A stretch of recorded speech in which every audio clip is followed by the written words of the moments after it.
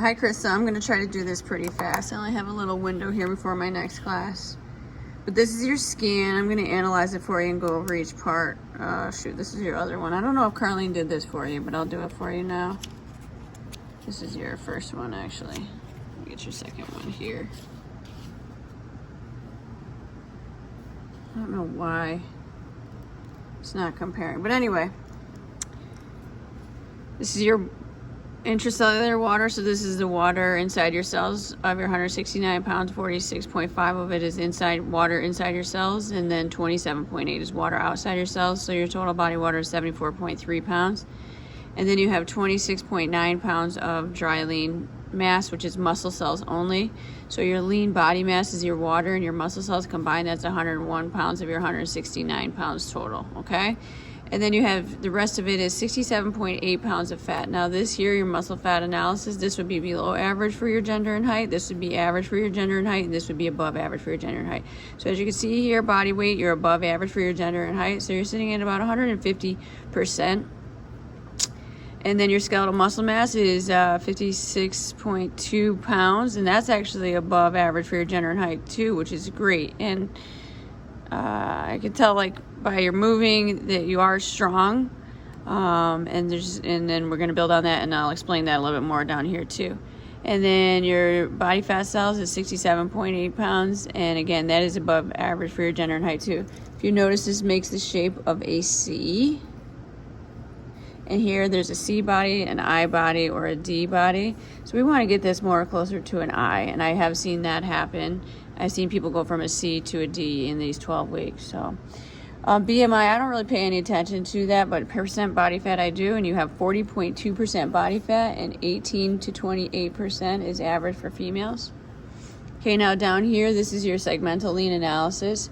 So as you can see, you have 5.6 pounds of muscle in your right arm, 5.8 pounds of muscle in your left arm. Your right arm can support, this number down here is 118% of your body weight, which is great. And then your left arm can support 122% of your body weight, which is great. We want these lower numbers to be above 100, and you are, which is great. Your trunk, your core has 47.3 pounds of muscle, and you're able to support 111% of your body weight, which is great. And then your legs, we definitely want to focus on increasing your muscle in your legs, because as you can see, you have 14.42 pounds and 14.24 pounds. So your right leg can support 97% of your body weight, and then left is 96. So we want that to be 100 or above, 100% or above. Okay, as far as your water, is that good or bad? If you look down here, this is your extracellular water over your total body water. We want that to be 0.36 to 0.39. And you're at 0.374, so that's great. Up here, and the printer, we replaced the toner, so it'll be good next time, but body fat mass, so this is recommending that you lose 37.7 pounds of body fat, and if you were to do that, that would take you down to about 30 pounds of body fat, okay? It would take your body fat in, and that would be, this would go in as well. And then ideally your skeletal muscle mass, we want to see that either stay the same or increase. Like, we don't want to lose weight and have it be in the form of skeletal muscle mass. We want it, skeletal muscle mass, this is your bones and muscle together, okay? So we want that to increase or stay the same, and then see our body fat go down, okay? And the recommendation is to lose 37.7 pounds of body fat. Okay, and the best way to do that is making sure you're getting the right calories and enough of the right calories. Food. Okay? This just tells you where your fat is in your body. So you have 5.5 pounds on your right arm, 5.3 pounds on your left arm, and as you can see here, those numbers are above average there. And then your trunk, and this is, everybody has more fat in their trunk. You have 35.5 pounds in your trunk core. Because we have not only the fat that we can squeeze, but we also have the internal fat. And then your right leg has 9.5 pounds of fat, and then your left leg has 9.3 pounds of fat. Now, you can't spot lose fat, but when you do your next scan and things have gone the way we want, it'll just show you where you're losing your fat from. Okay, now this is your visceral fat levels. These are your internal fat. You know, this is that dangerous heart attack fat. So you have a level 15, and level 10 or below is considered healthy. So as this fat goes down, you will definitely lose levels of visceral fat as well. Okay, this right here is your basal metabolic rate, 1360. I don't know if you can see that very well. 1360. So what that means, that is the number of calories that you burn in a day that you have done absolutely nothing. So what that means, this is the absolute minimum number of calories that you should ever consume. If you don't hit this number, you absolutely will not lose fat cells, because your body's going to get into storage mode. It's going to say, okay, there's no calories here. I can't let any of this go because I need to hold on to it because I have no energy and I don't know when I'm going to eat again.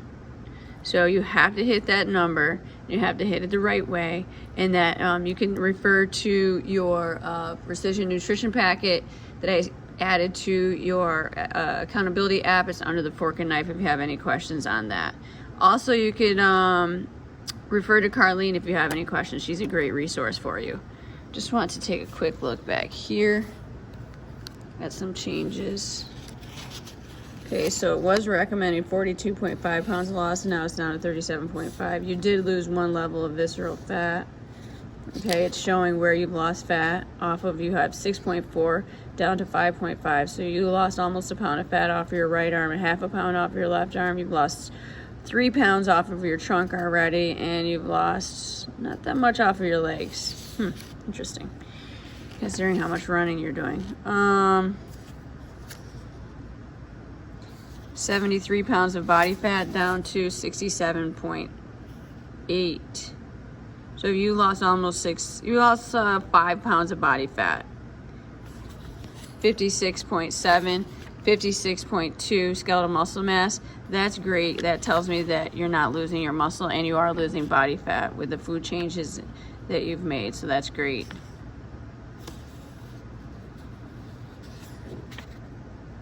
So yeah, it's looking good.